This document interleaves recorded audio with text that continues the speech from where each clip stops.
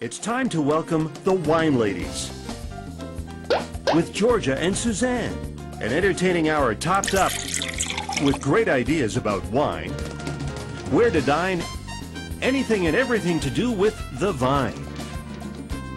Great conversation, lots of laughter, guests from all walks of life, food and wine, music, art, sports, and much more, all on the Wine Ladies.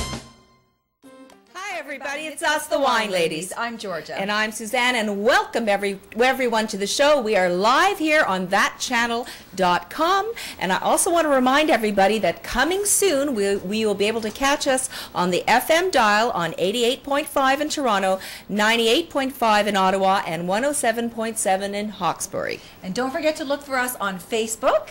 We always have something going on for our fans. We have, what, 3,500 fans now, I think? Yes, we do. Thank you. We love you guys.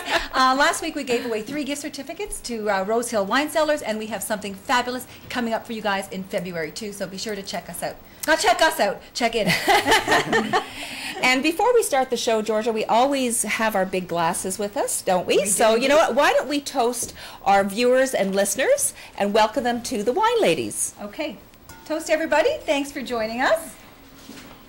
You know, Suzanne, before we get into the show, I just wanted to tell everybody we've started a new sort of regular thing that we're going to be doing, and it's called the Wine Ladies Spotlight.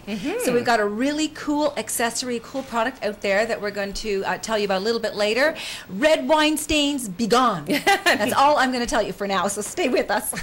Now, today the show is all about the Oscars. Now, we're not talking about the movie Oscars, but we're talking about the wine Oscars right here in Ontario. So joining us in studio to tell us all about that is Joanne Crick. She's the Community Initiatives Manager of the Niagara Community Foundation. Welcome, Joanne, to the show. Thank you very much. Great to see you. Now, also joining us, Daniel Speck. Daniel is the co-owner of Henry of Pelham Winery. Henry of Pelham is one of the groundbreaking wineries, I would say. You guys planted some of the first vineyards in that area, although not vitis vinifera. And Daniel, you are the director of marketing and sales. So welcome. Good to have you here. Glad to be here. And actually, yeah, we did plant some vinifera back in the early days, too. Oh, you did? Going that far back? These very feet, shovel planted. And of course, where there's wine, there has to be food. So not to worry about that. We've got the fabulous chef Roberto Fracchioni from the Millcroft Inn, located in Caledon. He is here this afternoon as well, and he's brought some yummies for us to enjoy as well. Excellent. Thank you. Excellent. Great to see you again, Roberto. Very nice to see you guys as well.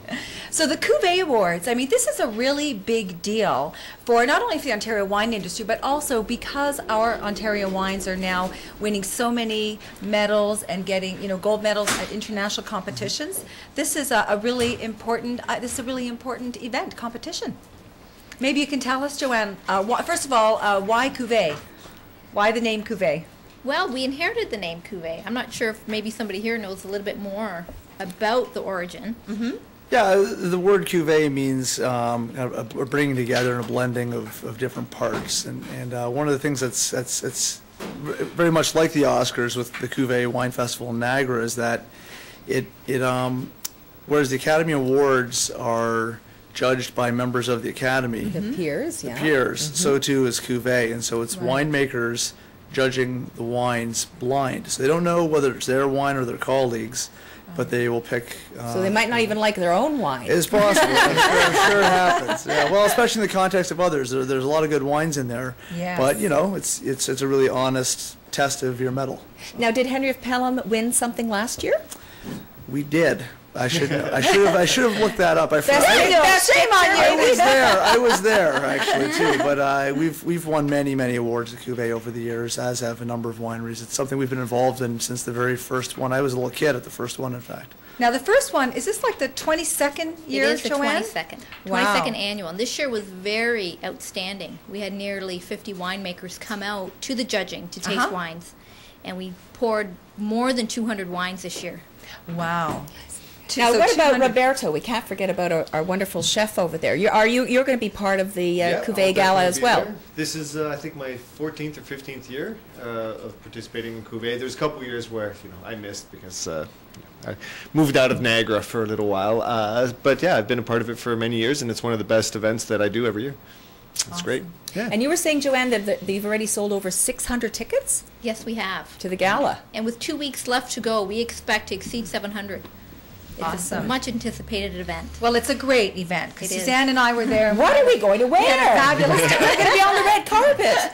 That's right. I don't know. My goodness, we'll have to coordinate as always. No boas this year, though. No, we'll leave the boas behind.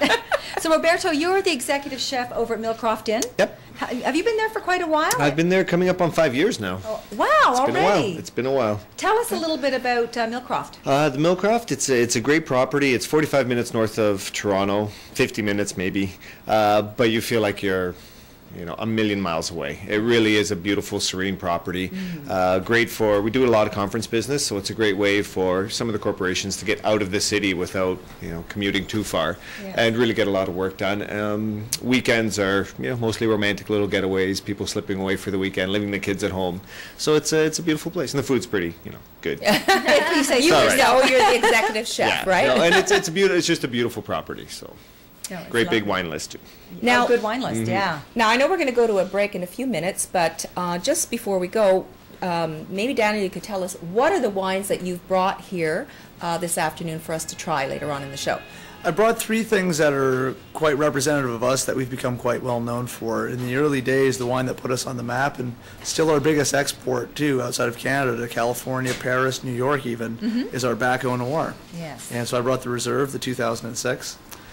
Something new from us is a wine called Sibling Rivalry. I love that. Being sisters, we know you're 3 brothers. We're actually 3 sisters as well. That's a great concept. We have to make a 3 sisters version. We have Virgin, did you say? Oh, that's a long time gone. So Henry was our ancestor who settled the land. But the 3 brothers, myself and my 2 brothers, actually planted the vineyards and started the winery with our father. So we thought we'd tell the story of our generation in this wine. So 3 brothers, 3 grapes in each, and kind of a rock, paper, scissors theme That's to it. awesome. Now, is there a dominant varietal that relates to a dominant personality of the 3? I'm the guy behind the guy behind the guy, so I would say that it would have to be the Gewürztraminer in that particular white wine. Okay.